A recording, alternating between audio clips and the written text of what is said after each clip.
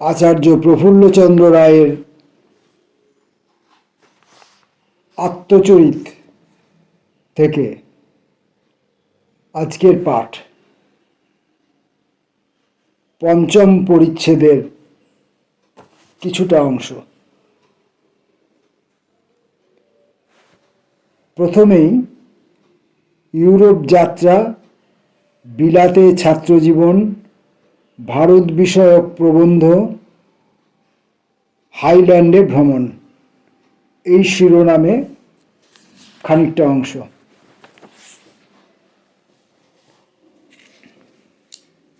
আমি এখন বিলাত যাত্রার জন্য প্রস্তুত হইতে লাগিলাম এবং হেয়ার স্কুলে আমার ভূতপূর্ব সহাধ্যায়ী দেবপ্রসাদ সর্বাধিকারীর সাহায্যে প্রয়োজনীয় জিনিসপত্র ক্রয় করিলাম। জীবনযাপন প্রণালী সহসা এরূপ পরিবর্তিত হইতে চলিল, সে তাহা ভাবিয়া আমি প্রায় অভিভূত হইয়া পড়িলাম। শিক্ষানবিশ হিসাবে আমি দুই একটা সস্তা রেস্তোরাঁতে গিয়া কিরূপে ডিনার খাইতে হয় শিখিতে লাগিলাম। বকশিস পাইয়া তুষ্ট খানসামারা আমাকে দেখাইয়া দিত কিরূপে ছুরি কাঁটা ধরিতে হয় এবং কখন কিভাবে তাহা ব্যবহার করিতে হয়। শীঘ্রই আমি জানিতে পারিলাম যে ডাক্তার পি.কে. রায়ের কনিষ্ঠ ভ্রাতা দ্বারকানাথ রায় বিলাতে ডাক্তারি পড়িবার জন্য যাইতেছেন। আমি তাহার সঙ্গে দেখা করিলাম। ঠিক হইল যে আমরা দুইজনে এক জাহাজে বিলাত যাইব। পরিণামে ইনি হোমিওপ্যাথিক চিকিৎসায় বিশেষ খ্যাতি অর্জন করেন। আমরা ক্যালিফোর্নিয়া নামক জাহাজে প্রত্যেকে 400 টাকা হিসাবে প্রথম শ্রেণীর সেলুন ভাড়া লইলাম। জাহাজের কাপ্তেন ছিলেন ইয়াং নামক জনৈক সাহেব। ওই সময় পুরা মনসুনের সময় এবং আমরা সরাসরি কলিকাতা হইতে লন্ডন যাইতেছিলাম, সুতরাং জাহাজের যাত্রী সংখ্যা কম ছিল। আমার বন্ধুরা জাহাজে যাইয়া যখন আমাকে বিদায় দিলেন এবং জাহাজের উপর উঠিলাম, তখন আমার বেশ স্ফূর্তি হইল এবং একজন ইংরাজ যাত্রীর সঙ্গে আমি মহোৎসাহে গল্প জুড়িয়া দিলাম। যাত্রীটি বলিলেন যে কথাবার্তায় আমি বড় বড় ইংরেজি শব্দ ব্যবহার করিতেছি। আমি স্বীকার করি যে সেকালে আমি জনসনের রচনা নীতির একটু ভক্ত ছিলাম।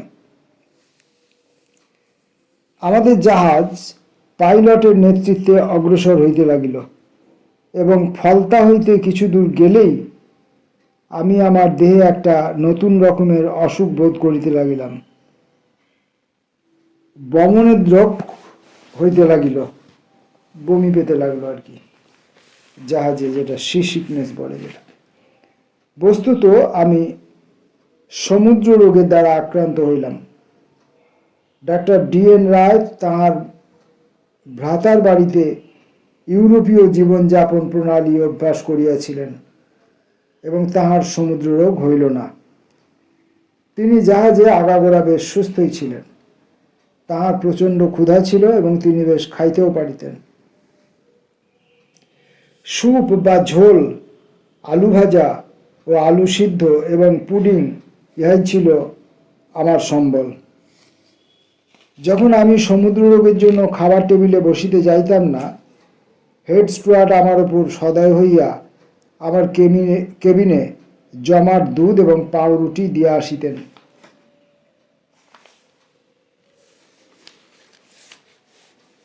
পাঁচ ছ দিন পরে আমাদের স্টিমার কলম্বো পৌঁছিল। ভূমি দেখিয়া আমাদের আনন্দ হইল এবং আমরা তীরে উঠিয়া শহরের দৃশ্যাদি দেখিলাম। আমার যতদূর স্মরণ হয়, এই স্থানে আমরা জানিতে পারিলাম যে টেলের কেবিরের যুদ্ধে পরাজিত হইয়া আরবি পাশা বন্দী হইয়াছেন এবং সুয়েজ খালের পথে আর কোনো বিপদের আশঙ্কা নাই।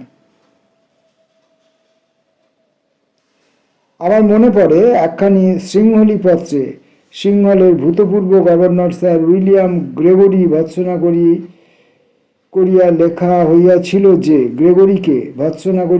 হইয়াছিল যে মিশরী জাতীয়তার নেতা বলিয়া আরবি পাশাকে প্রশংসা করিয়া তিনি অন্যায় করিয়াছিলেন।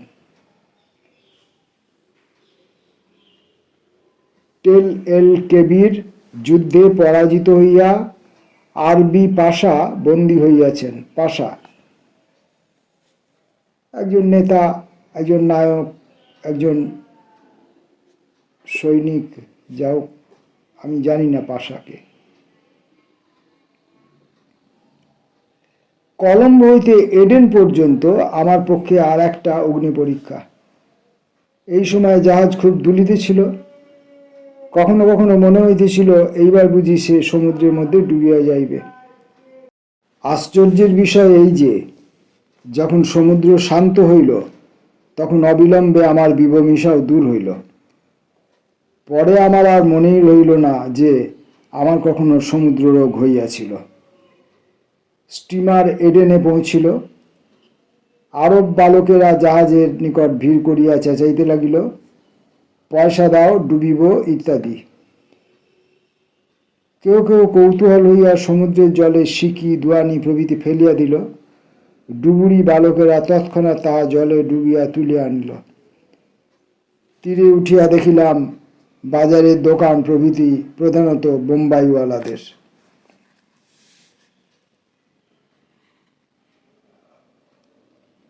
লোহিত সাগর ও সুয়েজ খালের মধ্য দিয়ে আমাদের জাহাজ নির্বিঘ্নেই পথ অতিক্রম করিল।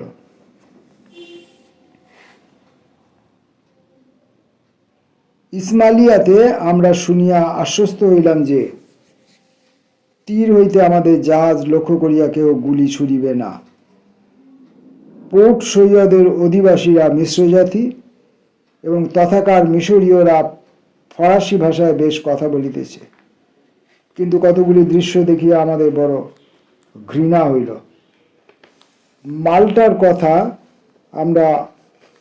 আমার অল্প মনে পড়ে এবং জিব্রাল্টারে গিয়া আমাদের জাহাজ শেষবার পথিমধ্যে থামিল। এখানে ফেরিওয়ালারা আগুন বিক্রি করিতেছিল। দাম প্রতি পাউন্ড ওজনের 1 গোছা 1 পেনি। আমরা যখন অন্তরীপ ঘুরিয়া পার হইতেছিলাম তখন শুনিলাম যে বিস্কে উপসাগরে জাহাজ চলাচল অত্যন্ত বিপদপূর্ণ। কয়েক বৎসর পরে 1892 ওই কোম্পানিরই আর একখানি জাহাজ ঠিক ওই স্থানে, এই ক্যাপ্টেন ও বহু যাত্রী সমেত ওই ডুবিয়া গিয়েছিল। এইসব যাত্রীদের মধ্যে মুর সেন্ট্রাল কলেজের অধ্যাপকের পত্নী মিসেস বাউটফ্লাওয়ার এবং তাহার সন্তানেরাও ছিলেন। অধ্যাপক বাউটফ্লাওয়ার স্টেটসম্যানের মিস্টার পল নাইটের ভগ্নিপতি ছিলেন। সমুদ্র ভ্রমণের সময় ডেক চেয়ারে শুইয়া নানারূপ দিবা স্বপ্ন দেখা সময় কাটাইবার একটা প্রিয় উপায়। কোনো কোনো যাত্রী সেলুনের লাইব্রেরি হইতে বই লইয়া পড়েন, কিন্তু এইসব বইয়ের অধিকাংশই অসার এবং লঘু পাঠ্য।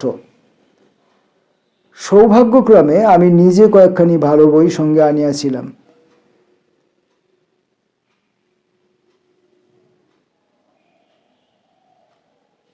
স্মাইলসের থ্রিফট আমার প্রিয় সঙ্গী ছিল। বাল্যকাল হইতে আমি স্বভাবতই মিতব্যয়ী ছিলাম। স্মাইলসের বই পড়িয়া আমার সেই অভ্যাস দৃঢ়তর হইয়াছিল। স্পেন্সারের introduction to the study of sociology আমার মনের উপর খুব প্রভাব বিস্তার করিয়াছিল। কালীপ্রসন্ন ঘোষের প্রভাত চিন্তাও আমার সঙ্গে ছিল। রবীন্দ্রনাথ তখন সাহিত্য জগতে পরিচিত হন নাই।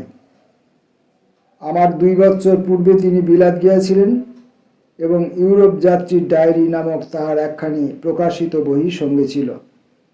সেলুনের লাইব্রেরিতে বসওয়েলের জনসনের জীবনচরিত ও একখণ্ড ছিল। উহা পড়িয়া আমি মুগ্ধ হইতাম। আমরা যথাসময়ে গ্রেভসেন্ডে পৌঁছিলাম। কলিকাতা হইতে গ্রেভসেন্ডে পৌঁছিতে আমাদের 33 দিন লাগিয়াছিল। সেখান হইতে লন্ডনের ফেন চার্চ স্ট্রিট স্টেশনে গেলাম। প্ল্যাটফর্মে জগদীশচন্দ্র বসু এবং সত্যরঞ্জন দাস, ভারত গভর্নমেন্টের ভূতপূর্ব আইন সচিব মিস্টার এস আর দাসের জ্যেষ্ঠ ভ্রাতা।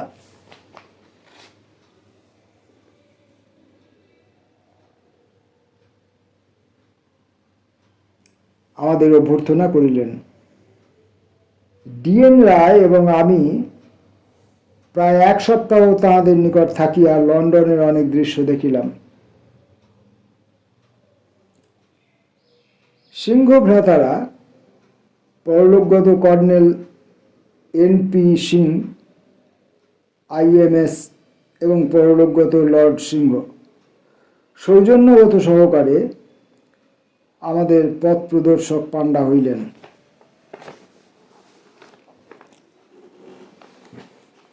টেমস নদীর উপরে ব্রিটিশ সাম্রাজ্যের রাজধানীর জাঁকজমকপূর্ণ দৃশ্য আমি আমার সম্মুখে প্রত্যক্ষ দেখিলাম। এই শহর এত দূর ব্যাপিয়া যে দেখিয়া আমি স্তম্ভিত হইলাম। আমরা রিজেন্ট পার্কের নিকট গ্লস্টার রোডে বাসা লইলাম। এই অঞ্চল রাস্তার গাড়ি ঘোড়ার কোলাহল হইতে মুক্ত ছিল।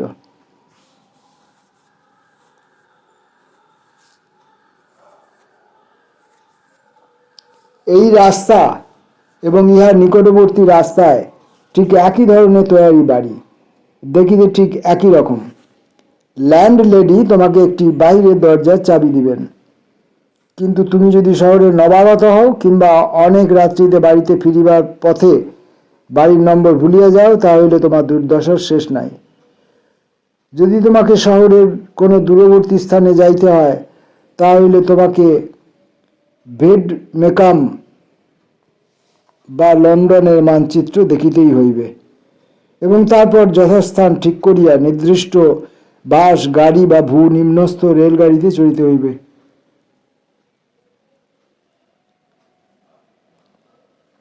নতুবা তোমার গোলক ধাঁধায় পড়িয়া হাবুডুবু খাওয়ার সম্ভাবনা খুবই বেশি। 1882 সালের প্রথম ভাগেও লন্ডনে টিউব রেল ছিল না। লন্ডনে যাহারা জীবনের অধিকাংশ সময় যাপন করিয়াছেন, এমনকি যাহারা সেখানে জন্মগ্রহণ করিয়াছেন এবং লালিত পালিত হইয়াছেন, তাহারাও ম্যাপ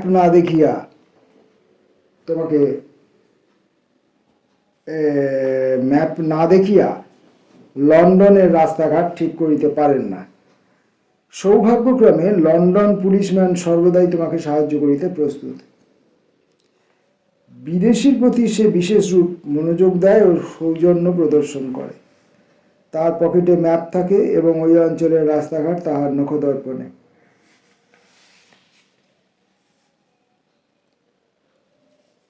তুমি যে সংবাদই চাও না কেন তাহার জানা আছে। এই পথে গিয়া বাম দিকে 3য় রাস্তার মোড় ঘুরিয়া সোজা গেলেই আপনি গন্তব্যস্থানে পৌঁছিবেন। এই প্রসঙ্গে শেক্সপিয়রের মার্চেন্ট অফ ভেনিস নাটকে ল্যান্সেল্ট গোবের রাস্তার বর্ণনা স্বভাবতই আমাদের মনে আসে। কখন লন্ডন পুলিশম্যান তোমাকে ঠিক বাস গাড়ির জন্য অপেক্ষা করিতে বলিবে এবং গাড়ি আসিলে ড্রাইভারকে বলিয়া দিবে তোমাকে যেন ঠিক জায়গায় নামাইয়া দেয়।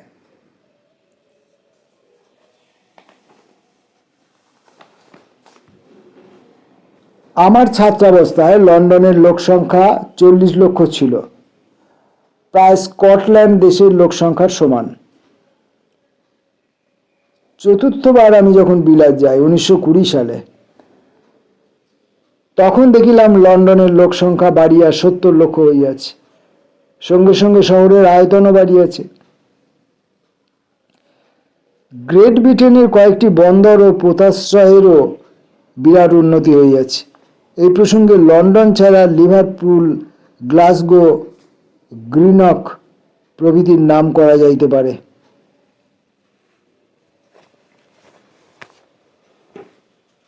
এ বিষয়ে আর বেশি বলিবার দরকার নাই। লন্ডন শহরে আমার অবস্থিতির প্রথম সপ্তাহেই আমার সংকোচ ও ভয়ের ভাব অনেকটা কাটিয়া গিয়েছিল। কোনো নতুন স্থানে প্রথম গেলে অপরিচিত আবহাওয়ার মধ্যে লোকের মনে এইরূপ সংকোচ ও ভয়ের ভাব আসে। আমি লন্ডন হইতে এডিনবার্গ যাত্রা করিলাম। এডিনবার্গ বহুদিন হইতে বিদ্যাপীঠ রূপে বিখ্যাত। মনস্তত্ত্ববিদ্যা এবং চিকিৎসাবিদ্যা, বিশেষত শেষোক্ত বিদ্যা শিখিবার জন্য দেশ বিদেশ হইতে ছাত্রেরা এডিনবার্গে আসিত।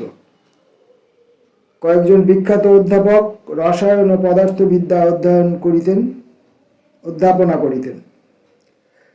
কতগুলি চিকিৎসাবিদ্যার শিক্ষার্থী ভারতীয় ছাত্রের সহিত আমাদের পরিচয় হইল। এডিনবার্গে এরূপ ছাত্রের সংখ্যা খুব কম ছিল না। Miss E.A. ম্যানিংও এডিনবার্গের কয়েকটি ভদ্র পরিবারের নিকট আমার জন্য পরিচয়পত্র দিয়াছিলেন। তখনকার দিনে লন্ডনে ও বিলাতের অন্যান্য স্থানে যেসব ভারতীয় ছাত্র থাকিতেন, মিস E.A. ম্যানিং তাহাদের উপকার করিবার জন্য সর্বদা প্রস্তুত ছিলেন। এডিনবার্গ লন্ডনের 400 মাইল উত্তরে, সুতরাং লন্ডন অপেক্ষা এখানে বেশি শীত। আমার লন্ডনের বন্ধুরা এডিনবার্গের আবহাওয়ার কথা জানিতেন, সুতরাং তারা আমার সঙ্গে প্রচুর গরম জামা প্রভৃতি দিয়াছিলেন। একটি নিউ মার্কেট ওভারকোটও তার মধ্যে ছিল। এই সময়ে বিলাতি দর্জি ও পোশাক পরিচ্ছদ সম্বন্ধে আমার যে অভিজ্ঞতা হয় তা বেশ কৌতূহলপ্রদ। আমার সাধারণ পোশাক পরিচ্ছদের জন্য টটেনহাম কোর্ট রোডের দর্জির দোকান চার্লস বেকার অ্যান্ড কোম্পানিতে গেলাম। কিন্তু সান্ধ্য সম্মিলন, ডিনার, বল নাচ প্রভৃতির জন্য আমাকে বিশেষ স্যুট তৈরি করিবার পরামর্শ দেওয়া হইল। সেই কুৎসিত টেইল কোট আমি কিছুতেই পছন্দ করিতে পারিলাম না। ইংরেজদের সাধারণ বুদ্ধি ও সহজ জ্ঞান যথেষ্ট আছে, তৎসত্ত্বেও তারা এই বর্বর পোশাকের ফ্যাশন কেন যে ত্যাগ করিতে পারে নাই তা আমি বুঝিতে পারি না। এ বিষয়ে তাহাদের গেলিক ভ্রাতাগণের জিদ আশ্চর্য। সৌন্দর্য বোধের জন্য বিখ্যাত এবং চতুর্দশ লুইয়ের সময় হইতে ফ্যাশনের পথ প্রদর্শক ফ্রান্সের নিকট আমি এ সম্বন্ধে বেশি আশা করিয়াছিলাম, কিন্তু আমাকে নিরাশ হইতে হইল। ইংরেজরা পোশাক পরিচ্ছদ এবং ডিনার বিষয়ে যেভাবে ফরাসিদের অন্ধ অনুসরণ করে তাহা আমার নিকট চিরদিনই নির্বুদ্ধিতা বলিয়া মনে হইয়াছে। সে যাহা হোক, এখন আমার কাহিনী বলি। চোগা ও চাপকানযুক্ত ভারতীয় লম্বা পোশাক সুপ্রসিদ্ধ রাজা রামমোহন রায় যা বিলাতে থাকিতে পরিতেন তাহাই ভারতীয়দের পক্ষে উপযোগী। আমাকে অক্সফোর্ড স্ট্রিটের চার্লস কিন অ্যান্ড কোম্পানির দোকানে লইয়া যাওয়া হইল। বন্ধুদের নিকট ধার করিয়া একটা পোশাকের নমুনাও সঙ্গে লইলাম। দোকানে আমার গায়ের মাপ লইল এবং পোশাক তৈরি হইলে পুনর্বার যাইয়া মাপ ঠিক করিয়া লইয়া আসিতে অনুরোধ করিল। পোশাক তৈরি হইলে আমাকে তাহারা সংবাদ দিল এবং দোকানে গেলাম। পোশাক পরিলে দেখা গেল যে যদিও মোটামুটি গায়ে লাগিয়াছে, তবুও স্থানে স্থানে একটু ঢিলা হইয়াছে। দর্জি প্রথমে আমাকে এই ত্রুটি দেখাইয়া দিয়া কৈফিয়ত স্বরূপ বলিল, মহাশয়, আপনি এত সরু ও পাতলা যে আপনার শরীরের জন্য মাপসই জামা করা শক্ত। কোনো কোনো পাঠক হয়তো আমার এই দুর্দশায় হাসিবেন। সম্ভবত আমার চেহারা অনেকটা আইকার্ড ক্রেনের মতো ছিল। আমি এপিকটেটাসের শিষ্য এবং ডায়োজিনিসের অনুরাগী। কৌপিনধারী মহাত্মা গান্ধীও আমার শ্রদ্ধার পাত্র। অনাড়ম্বর সরল জীবন এবং জ্ঞান চর্চাই জীবনের আদর্শ। সুতরাং এইরূপ লঘু বিষয়ের উল্লেখ করার জন্য পাঠকদের নিকট আমার ক্ষমা প্রার্থনা করা উচিত।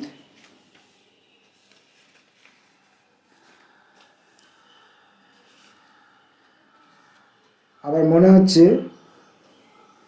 এক ভিডিওতে এর থেকে বেশি পড়া আর সঙ্গত হবে না। মানে পঞ্চম পরিচ্ছেদটি পড়তে আমাদের হয়তো 2 বা ততোধিক ভিডিও, 2টো তো লাগবেই, 3টেও লাগতে পারে। আজ তবে এইটুকু থাক। নমস্কার।